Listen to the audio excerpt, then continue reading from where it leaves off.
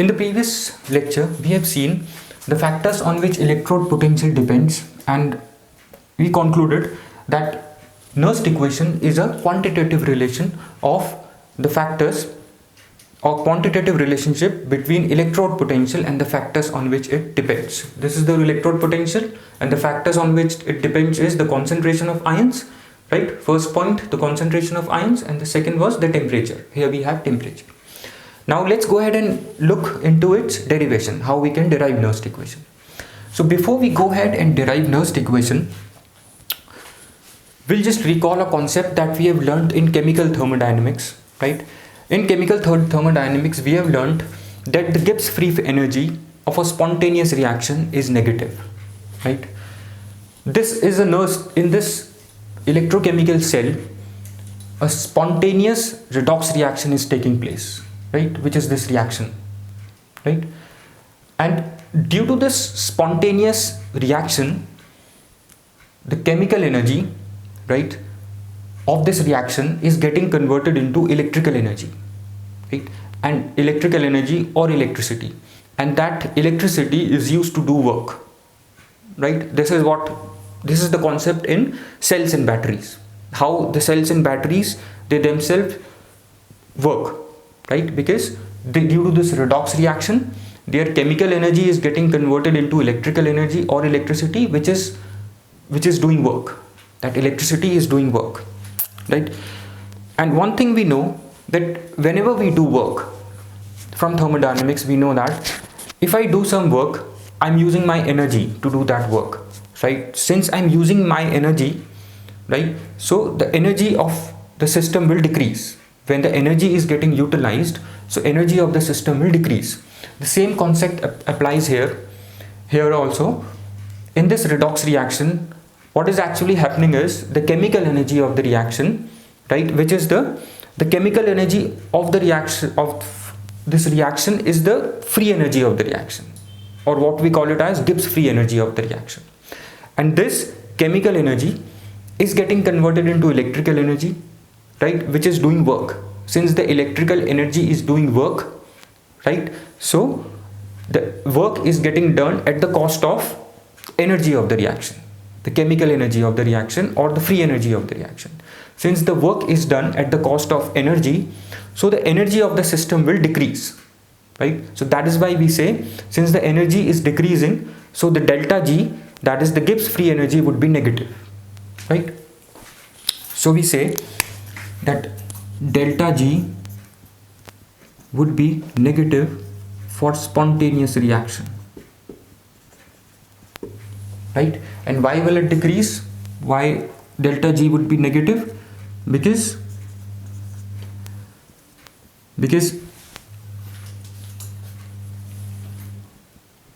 work done by the cell, right, is due to a spontaneous reaction, right? And this spontaneous reaction is converting chemical energy into electrical energy, right? So work is done at the cost of energy, because work is done at the cost of energy, which is chemical energy of this reaction, or we call it as Gibbs free energy, because work is done at the cost of energy. So energy of the system, here the system is chemical reaction, will decrease. Since the energy will decrease, right, so delta G is negative, right? Delta G is negative for the reaction. Now we said that the work is done at the cost of energy, right? And energy is electrical energy, right? So let's just look at the work done by the reaction, right? We know that work done from physics, because here flow of electricity is doing work. Electricity is nothing but the flow of electrons, right? Electrons are charge. Electrons are nothing but charge that is flowing in the system, right? So work done would be QV, right? If you remember, V is the voltage, or work done is Q into V. Q is the charge flowing in the system and V is the voltage. Here voltage would be EMF of the cell in volts. So what is the charge? We need to calculate this. Now we know V is equals to E in volts, which is EMF of the cell. Now what is Q? Q we know is charge, right? That is flowing in this system. So if I talk about the charge, total charge that is flowing in this reaction, in this spontaneous reaction, what is the charge flowing in this spontaneous reaction? This is, let's say this is equation first. Here, 2 electrons are exchanged in the spontaneous reaction, right? 2 electrons are exchanged, right? So we would be calculating the charge due to 2 electrons. Here 2 electrons means 2 moles of electrons, right? We know that charge due to 1 mole of electrons is equals to 96,500 coulombs, right? Due to 1 mole of electrons, it's 96,500 coulombs, which is 1 Faraday. We will denote it by F, Faraday, right? Because here we have denoted it by F, Faraday. So from now onwards, 1 mole of electrons carry charge equal to 1 Faraday. So what about if I talk about this reaction? 2 moles of electrons. 2 moles of electron will carry 2F charge, right? So if I just generalize this, like let's say for n mole of electrons, here we have n. N stands for these number of moles of electrons. If I talk about this, n would be equal to 2, right? So if I say what is the charge due to n moles of electrons, right? So charge due to n moles of electrons would be NF. NF is the charge. So this is the charge, which is Q, right? This is Q. So if I put the value of this Q here, putting in equation 1, work done would be equal to, we know that Q is now NF, charge due to, this Q is charge due to n moles of electrons, and F is Faraday, which is the charge on 1 mole of electrons, into E. E is the EMF of this cell. So work done would be NFE. Work done is NFE, right? And since we said that the work is done at the cost of energy, right? Work is done, we said here that work is done at the cost of energy here. So as per this, since work is done as at the cost of energy, energy of the system is decreasing, and work done is equals to the decrease in energy, right? Work done is due to energy, right? And energy is decreasing, right? So work done would be equal to decrease in free energy. Energy is nothing but free energy of the system. Here the system is chemical reaction, and the energy would be chemical energy. So work done would be equal to minus of delta G. Delta G is your free energy of the reaction. This is negative because energy of the system is decreasing, and at the cost of that energy, work is being done by this electrochemical cell. So work done is minus delta G, right? If I put the value of work, this is, let's say this is equation 2, right? Now putting the value of work W from here, we get NFE is equals to minus delta G, right? So, or we can write the same as delta G would be equal to minus NFE.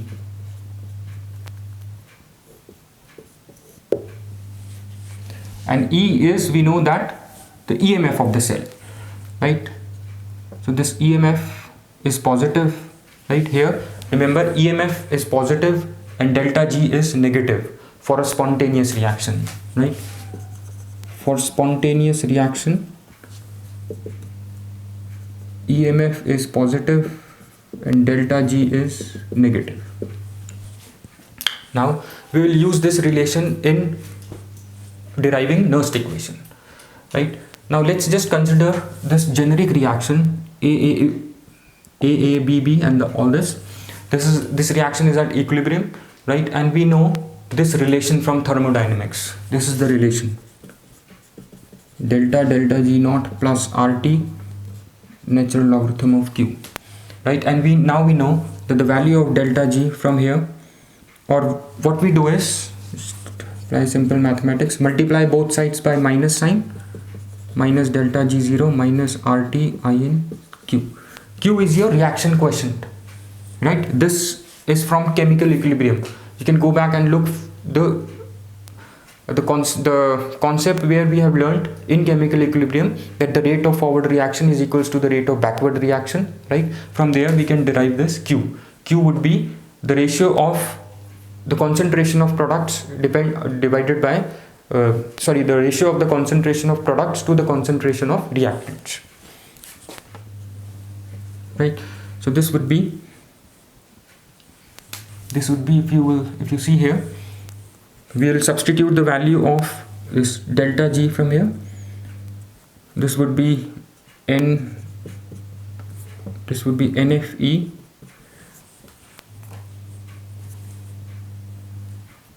is equals to NFE0 minus RT in Q, right?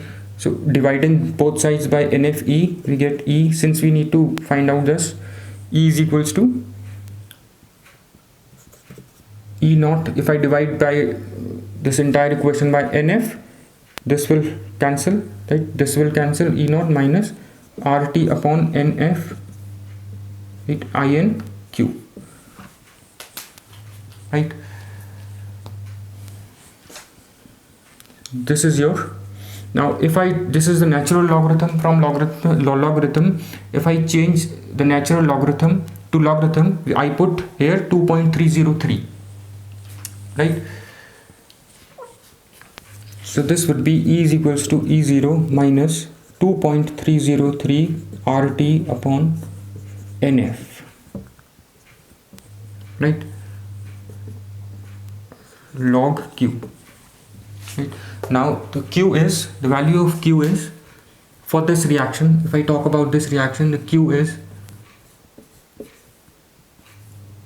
concentration of products, this upon concentration of reaction, right? We know this from chemical equilibrium, right? When we just look at, you can just look back at that concept in your books. When the rate of forward reaction is equals to rate of backward reaction, we can reach at this formula of Q, right? This is quite simple, right? The same would be applied to these reactions also, right? So here we have 2.303. If I put the value of Q here like this, so Nernst equation would be E is equals to E0 minus 2.303 RT upon NF log of this C D upon A B. This is your Nernst equation, right? Now this is your Nernst equation, right? These are the concentration of ions, right, in the reaction. All these concentration of products and reactions. And if we have, say, if this is the reaction, right, the concentration of, if this is the reaction, the concentration of products like zinc, which is solid, if we have a liquid or a gas, right, then the concentration of the solids and liquids would be taken as unity in the Nernst equation. So just let's see this for a generic reaction, for a general reaction where this ion gets reduced to M after gaining n number of electrons, right? So here if I just write the Nernst equation for this reaction, it would be E naught minus RT upon NF ion it's taking it from natural logarithm, right? Then later it converted it into this logarithm by multiplying it with 2.303, right? So here RT upon NF, IN, products upon reactants. So here this is the concentration of product, concentration of reactants. Here product upon reactants, here the product is M, right, which is the neutral atom formed after gaining N electrons, right, by this ion, by this N plus ions, right? So E0 minus 2.303 RT, converting it into logarithm, product upon reactant, and if we substitute product and reactant from this equation, we get M, and the reactant here is Mn plus, which is this, right? And as I said, the concentration of solids and liquids would be taken as, since M is what? M is solid, right? It's a metallic solid maybe, right? So this would be M, this concentration of M would be 1 unity. So this is 1, and here this is the concentration of ions, right? So this is your Nernst equation. And if you calculate, since R is universal gas constant, if we take T at room temperature 298 Kelvin, and F, we know the value of F is 96,500, right? And if you calculate the value of this 2.303 RT upon F, right? R is your universal gas constant 8.314, right? This joules kilo per mole. Temperature is your 298 Kelvin. F is your 96,500. If you substitute all these values here, you will get 0.0591 volts. 0.0591 volts, right? So 2.303 RT upon F is 0.0591. It would be reduced to 0.0591 divided by N. N is the number of electrons exchanged in the reaction, right? Log 1 upon M, right? So 1 upon M. M is your ion concentration, right? This is what the Nernst equation tells us, how electrode potential varies with ion concentration. This is your Nernst equation. Similarly, EMF of the cell can be calculated once you know the electrode potential of one half cell, right? So you can calculate the EMF of the cell as well, right? So the same equation we can write it as, if you see, I have put plus sign here, right? 2.303 RT upon F is reduced to 0.0591. So we can write it as 0.0591 upon N log of M N plus. This is the formula of logarithm. If I bring this denominator up, right, this is the formula. Log X is equals to minus, or we write it as log 1 upon X is equal to minus of log X. This is the formula. Log 1 upon X is equals to minus log X. So log 1 upon M N plus is equals to minus of log M N plus. So it's minus, so this will turn into plus. This is your Nernst equation, right? Using this equation, you can calculate the electrode potential once you have the concentration of ions, right? So the EMF, how will you calculate the EMF?